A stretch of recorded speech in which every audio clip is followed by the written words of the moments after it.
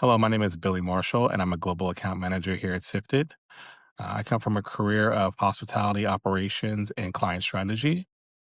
Here in this role as global account manager, I'm the person responsible for making sure a company's food program works not just in one office, but across every market they operate in. What I love about workplace food specifically is that it's one of the most human touch points a company has with its employees. It's not a perk in the traditional sense, it's infrastructure. When it works well, it communicates values that the company cares about your health, your time, and your sense of community. When it doesn't, people feel that. Global program parity is the principle that every employee at a company, regardless of which office they sit in, receives a similar experience that is equivalent in quality, intention, and care, even if it isn't exactly identical in execution. So parity doesn't mean that, say, a Seattle employee eats the same food as someone in New York, but it means that both employees experience the same standard of culinary craft and service. They get the same level of menu thoughtfulness, transparency, and responsiveness when they give feedback in the same sense that the program was designed for them, not deployed at them. At Sifted, we operationalize parity through what I'd call programmatic pillars, consistent frameworks that every site runs through regardless of geography. That includes things like how we handle accommodations, how we structure our menu rotations, and how we source locally within each market, how we gather and response employee feedback, and how we present the food story to employees. The pillars are the same. The content inside those pillars is locally adapted. From a pure business standpoint, parity matters because inequity is a retention and engagement risk that most companies don't recognize until it's already costing them. Think about what happens without parity. Employees in a secondary market, say a smaller office that's not headquarters, notice that the food in a flagship office is exceptionally better than theirs and that they feel like theirs is mediocre. The gap becomes a signal not just about food, but about how much the company values that location in particular. It affects morale. It affects whether top performers want to transfer there. It affects whether leadership can make a credible case that all employees are valued equally. When companies get parity right, a few things change materially.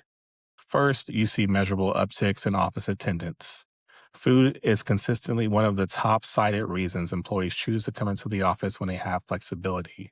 And parity means that incentives apply equally across all sites, not just at headquarters.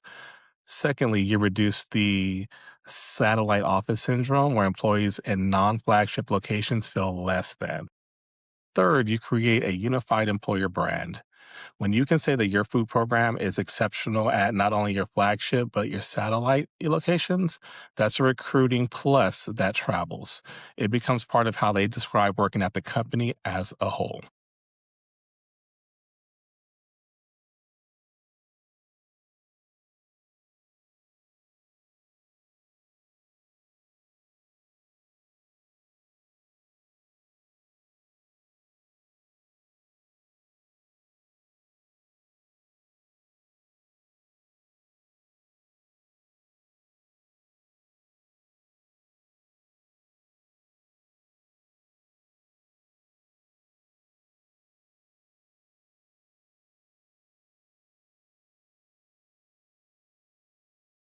There are five elements that I consider foundational in global parity within food programming.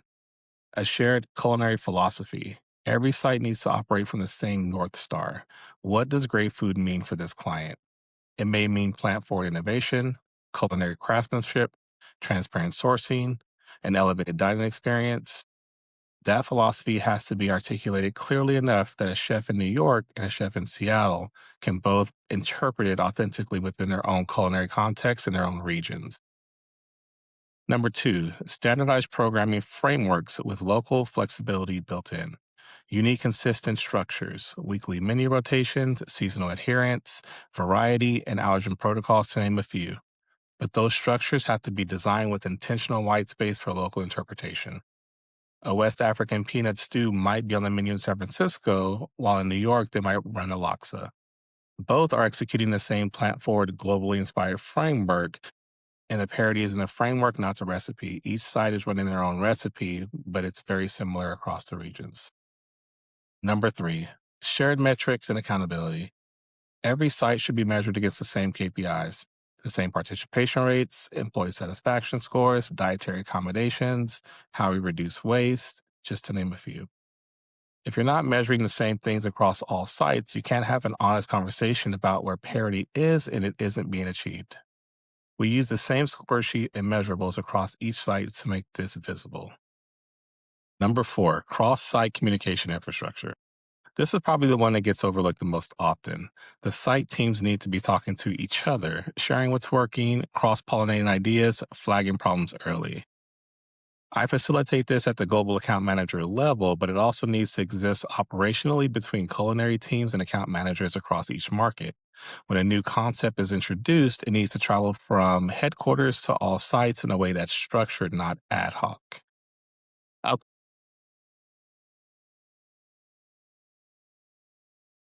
Number five, a client facing transparency layer.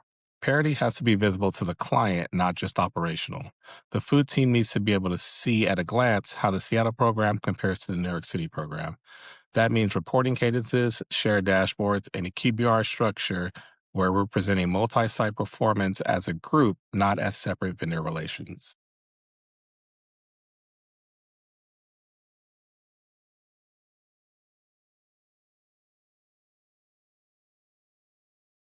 If a company is early in this process, what is the first step they should take? The first step is an honest audit, and I mean genuinely honest. Before you can build towards parity, you have to understand exactly where each site currently is. What does the food experience look like in each market today? What are the employees saying? What are the per site participation rates? What are the dietary needs that are not being met and which ones are continuing to fall through the cracks? What's the per plate cost reality in each market? And what supplier relationships already exist and which ones need to be rebuilt? Most companies in the early stages of this process have one or two of these problems. Either their sites are operating in complete silos with no shared standards, or they've mandated top down uniformity that's failing because it ignores local context. Both are fixable, but you have to see clearly which problem you have before you can prescribe a solution. Once that audit is complete, the next move is to identify your highest leverage site, usually the headquarters or the market where a food program is most developed, and use it as your proof of concept for the framework you want to scale. Document what's working with that site enough specifically that it's replicable. The vendor relationships, the culinary philosophy, the feedback mechanisms, and the reporting structure. Then build your rollout plan around adapting that framework, not copy pasting it into the next market. The mistake I see the most often is companies try to achieve parity through a single big bang initiative. In reality, it's a 12 to 24-month journey of building the right infrastructure, developing the right people, and earning employee trust market by market. Start with clarity, move deliberately, and measure everything.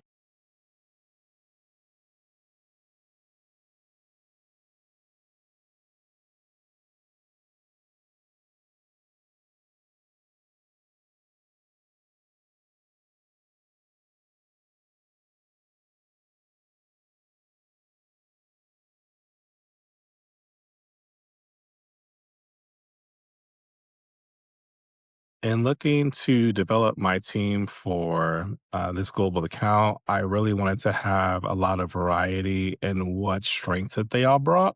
So I didn't want everyone to have the same strengths and the same weaknesses. I wanted to make sure like each person had something that maybe somebody else didn't have. So I have someone who's really strong in just like building catering programs.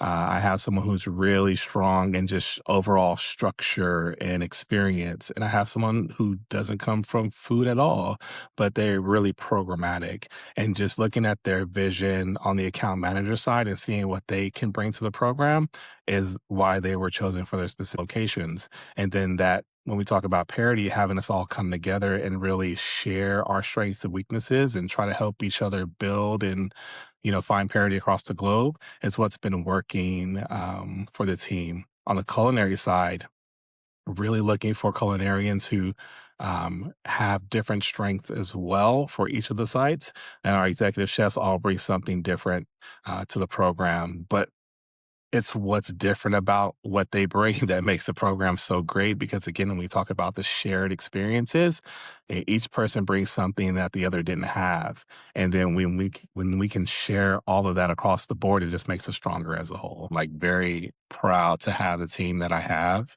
and very proud to see, um, just the value that they bring and the dedication they bring. They're just relentless. They show up every day. Uh, they stay connected. They're really built on something. They're really built to solutions, and they represent me well, which represents us well. And it just really feels good to have the team that I definitely have right now.